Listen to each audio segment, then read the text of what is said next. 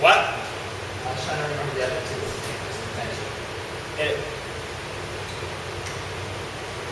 You fool. That's Angel. This was her future husband right here. Staff, you're the strongest retention tool that I have. You get campers to come back. Campers connect more to accounts than a program or an experience. Actions of staff are what makes memories. You are the role model. This is all the stuff that we've been telling you. You create the culture. I can't create the culture of this place. Some of you think in 4 years I've created the culture. All Carrie and I have done is cultivated it. We've planted the seeds. It's not our. This is a big job right here. We planted the seeds. It's up to you guys to make it grow. All right, next slide, please. All right, how many of you guys know who Andrew Carnegie is? Pittsburgh fools, right? Your hands in there. All right, Andrew Carnegie. Andrew Carnegie was a very, very successful, wealthy man from the Pittsburgh area. He was from the Industrial Revolution, a big industrialist. Created a big player in the steel industry.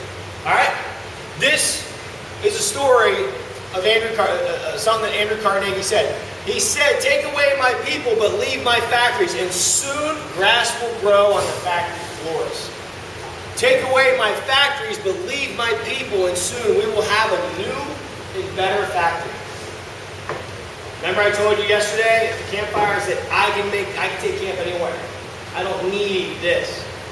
I can take camp anywhere. I told a story a couple weeks ago.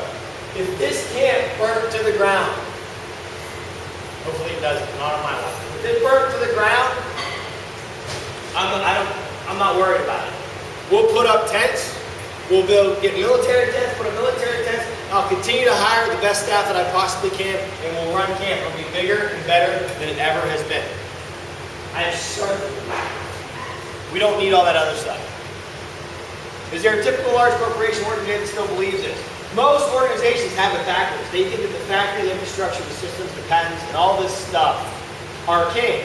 That's what the shareholders demand. The success comes from an atypical organization. Ones that can get to embrace irreplaceable people, the linchpins, the ones that make a difference. Anything else can be replicated cheaper by someone else. I can't replicate you. I can't. I can replicate this building. I can build these cabins anywhere, but I can't replicate you guys. Next slide, please. What's the equation? Quality staff plus the happy campers gives us a positive camp culture. I can't achieve this. Sorry, we can't achieve this if we don't have this. Does that make sense?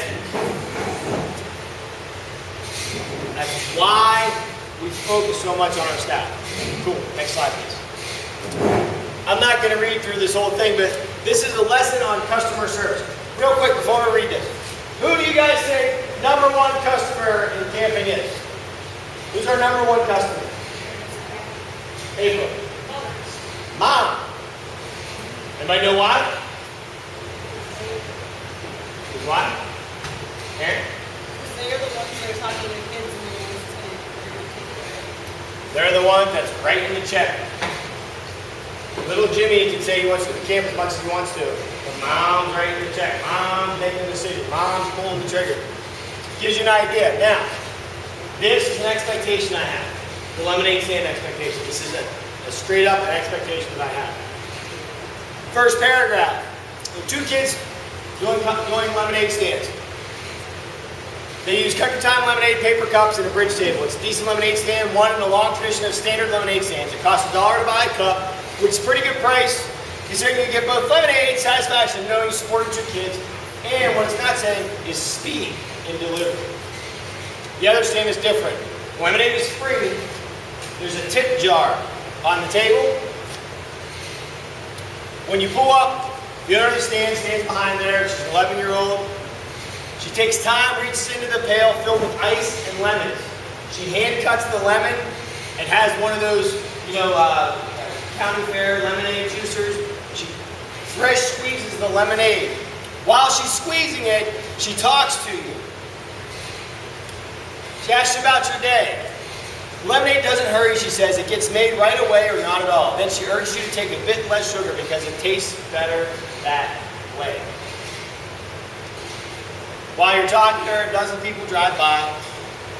They don't stop because they want to eat. Finally, once she's done, you put a $5 in the jar. Because your free lemonade was worth at least twice that. Maybe the lemonade itself was worth $3, but you would happily pay again for the transaction. It touched you, in fact, it changed you. Which entrepreneur do you think has a brighter future? Amen.